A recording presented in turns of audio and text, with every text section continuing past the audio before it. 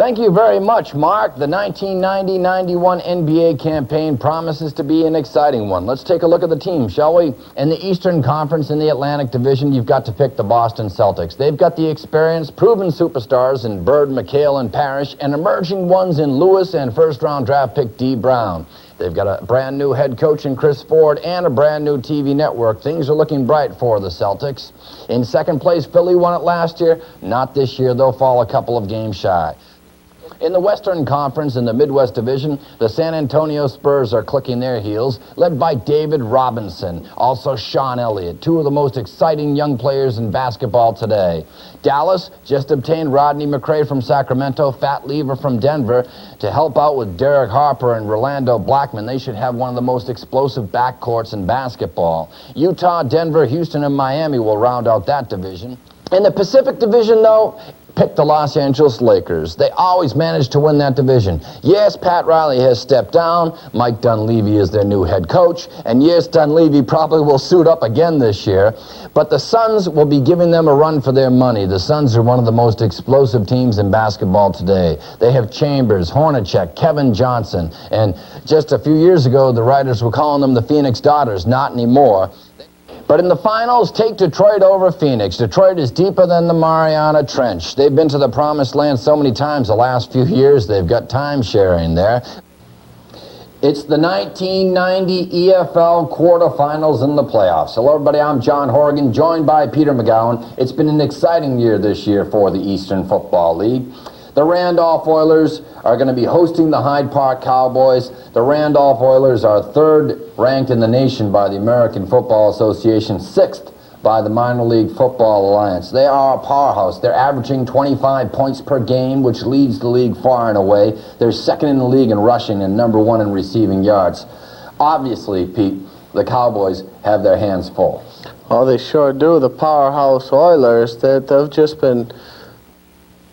It's the conclusion of the 29th season of the Eastern Football League, and now it's time for the championship game as the Marlboro Shamrocks travel to Randolph to take on the Randolph Oilers. Hello, everybody. I'm John Horrigan. The Randolph Oilers have had a marvelous season, finishing 10-0. The first time in their 18-year history and the first time in the 29-year history of the EFL that there's been a team without a defeat. The Marlboro Shamrocks, they're the defending league champions, the defending playoff champions. They have a record of 8-2.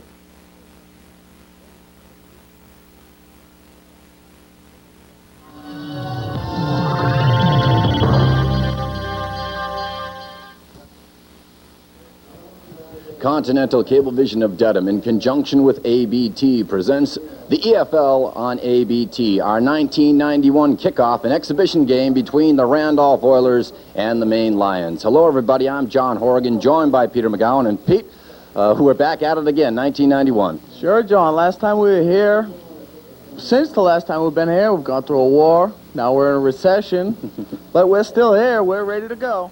He's a veteran, Pete, and he knows this league well. Wiley gets the call, first play across the 40, across the 45, across midfield, streaking down the left sideline.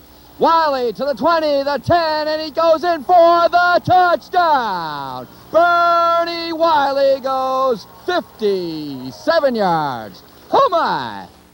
25 seconds left, second down and 12, ball being snapped from the 43, Wilder to pass. Plenty of time. Throwing the home run ball for McElway, and it hits off his shoulder pad. Oh, my. That's a second bundle of mail that they couldn't deliver. We'll call it a 45-yard attempt by Steve Goodrich. Yep, we'll have to look for the fake. Hockamock calling out, watch for the fake. A 45-yard attempt. The kick is up, and it is good. A 45-yard field goal by Steve Goodrich. And Maine is on the scoreboard. Huh!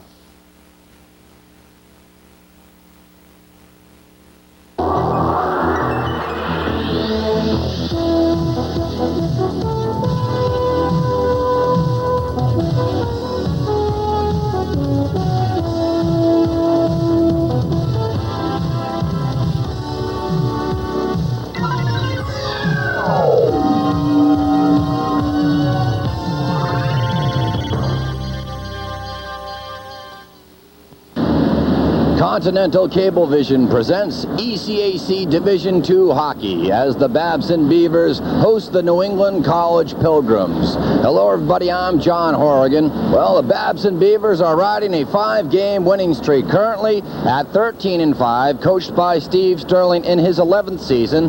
They're led by the electrifying play of John Boudreau, Rob Tobin, and Mark Allen.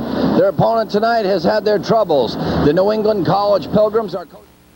We've spoken of the white-hot Babson power play over the last 5 games. Right now it's at 18%. The penalty-killing percentage for New England College is at 71%. This is Tobin. Throws it behind the net for Herlihy, who sends it to Pompeo along the right wing. For Allen at the right point, a shot through a screen, a save by George. Puck comes to the right wing side. Pompeo taps it for Herlihy, who tries to return it to Dan Pompeo. Now Allen along the line. Allen bluffs it for McGee in a drive, and they score! Chris McGee on a power play goal, and Babson leads 1-0. Here's McGee now. He sends it in deep for Rob Tobin. Back for Chris McGee. Allen hits it on the goal, and they score! Herlihy deflects in the drive by Mark Allen. Babson, with their second power play goal of the night, they lead 2-0. Allen holds it along the right point. Pompeo operates right wing side, throws it back for Allen for McGee. McGee for Allen, hits it on the goal, and he just shot it wide. Puck comes all the way out to Guidi. Kept in by Allen. Now Pompeo battles for it for Tobin, who spins and fires and just shoots it wide. Babson on their 4th power play. They're 2 for 3 tonight. And here's McGee. Plays catch with Allen. Allen in deep for Pompeo. Pompeo holds. Pompeo sends it back for McGee. Wide open, and they score! Oh! Lot of open net there. It's 4-0 Babson. Perhaps one of the prettiest plays in sports. Definitely one of the most exciting plays. Hessel is the goaltender. It'll be Stephen Murray who will take the shot.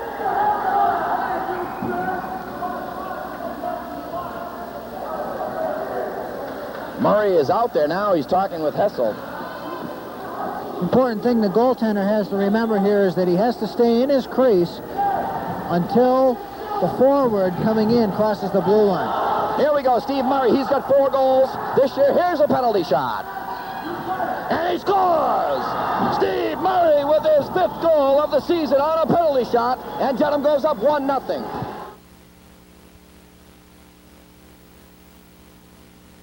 As we said, they have 2 main guns in their arsenal. A little bit about the CAC, the Constitution Athletic Conference. Now up top is Ken Duffett. Throws it for Jason Golden, the centerman.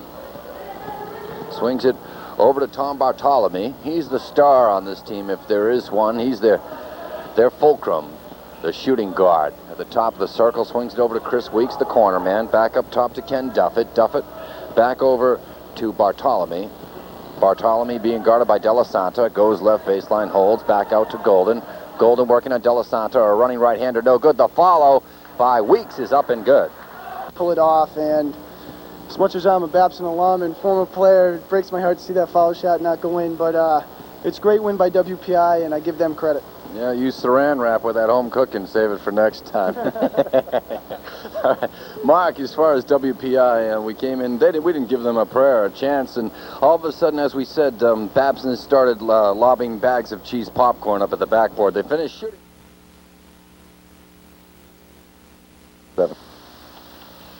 Grimes deals and pitches lined into left field for a base hit. McMillan will score. They wave Calvin on. He'll score. McCusker, big turn. He's going to go for 2. Here's the throw. He is safe. Keefe kicks and fires. Strike 3 called. He's gone. Keefe strikes out the side for the 3rd time in the ballgame. Of Nord and Westwood, 769-7668. Hit on the ground. Fair ball right down the line, 3rd base. McCusker's 3 for 3.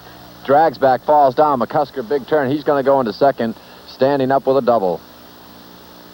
There goes McCusker. Big jump. The throw, he's in there easily. Hitting now 410. Pitch is lined into left center field for a base hit.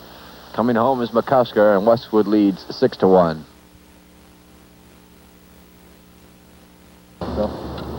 Oh, another shot. That's right. Hey, that's one of the best Charles River catches you're going to get. You'll catch about 40 of them a day. 40 of them a day. John's going to bring home a nice one. John's gonna. I don't know, John. I'm glad you took your tie off anyway. You just didn't seem like a good old boy. I know, it looks like Goober. I was going to say, where's Barney Fife? Did you watch Andy Griffith this morning? Some people got to work for a living, son. Cover those eyes, boys. I'm going to be casting. Now, you guys need permits, huh? Yeah. Not in the Charles. Not in the Charles? Ah, no one. What's that permit you got in the side of your head, Richard? Richard, turn this way. License. What is that? Fishing license. You never know when The warden? Now, is he like Ranger Smith? Ranger Smith is going to come back. Something's chasing me. Oh, yeah, I found a Matty Yogi in the woods today. What's the matter, Yogi? I don't know, boo-boo. What's wrong with you? Right now, we're trying to gag. We've secretly replaced their bait with Folgers crystals. Let's see if they can tell the difference. Fish don't know no difference.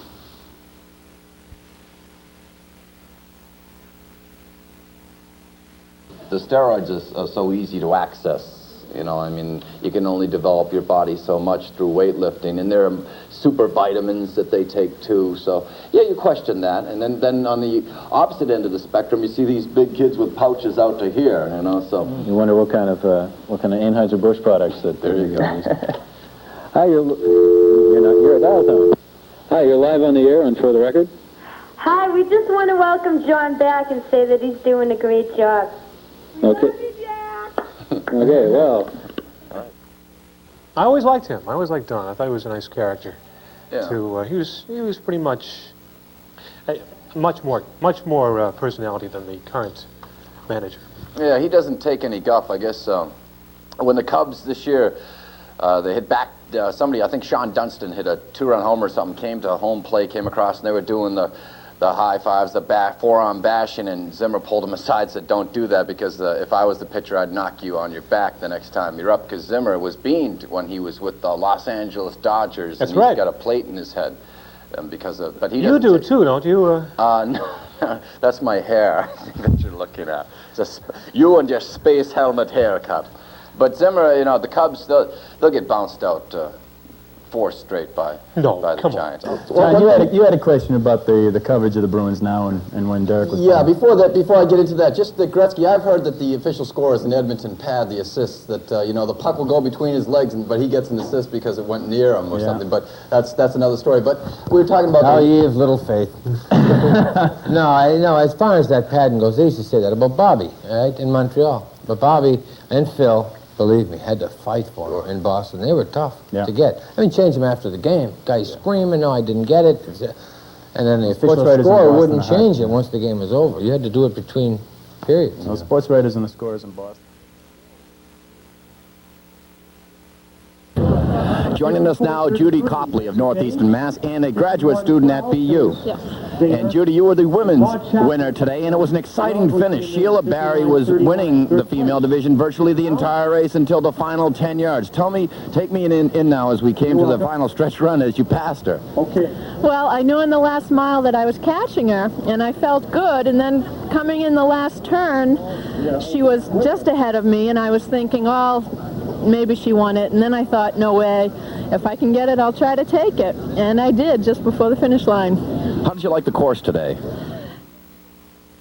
John Horrigan with the men's open winner of the 1989 rendition of the James Joyce Ramble, Andy Ronan from County Wexford, Ireland, now out of Providence. And Andy, the weather you mentioned at the award ceremony was conducive to racing. You like this type of weather? Yeah, this is perfect. There was no wind, it wasn't warm, it was overcast. I mean, this is ideal conditions for racing.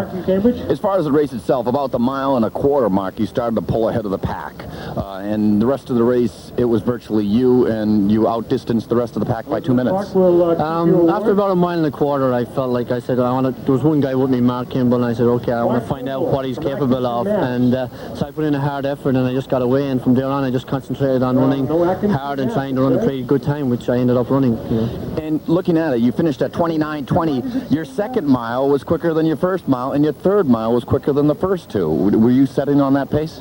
Yeah, I like to go out through the first mile just to settle down and get going, and then just, see who's with me, and if there's people with me, put it in a couple of hard miles and try and break away, and by halfway, that's what happened today. I just had a good lead so I could relax and concentrate on just going at a good pace. Now, it was mentioned in the press truck that your race previous to this one was in Norway. Could you tell me a little bit about that? Yeah, I represented Ireland in the World Cross Country Championships in Norway on March 19th. It's a race I kind of like to forget. It didn't go as well as I'd hoped, but it was an interesting experience. I understand mud and whatnot. Yeah, plenty of mud and a lot of Kenyans, and they were tough to compete against. So it was, you know, next year I hope to go back again and run a lot better on it. Like, you know, so. What's up next now, Montreal? Let's look at the bootleggers. They're 6-0 this year. The Oilers come up in an exhibition game to face them. Have you had trouble lining up opponents? The bootleggers are ranked number 2 by the Minor League Football Alliance. Has that been a hindrance to your program? We are an independent team, and I think we made that decision 2 years ago. The first year it went all right. This year it's obviously hindered us because people are holding us to ransom and all that kind of stuff, if you know what independence is.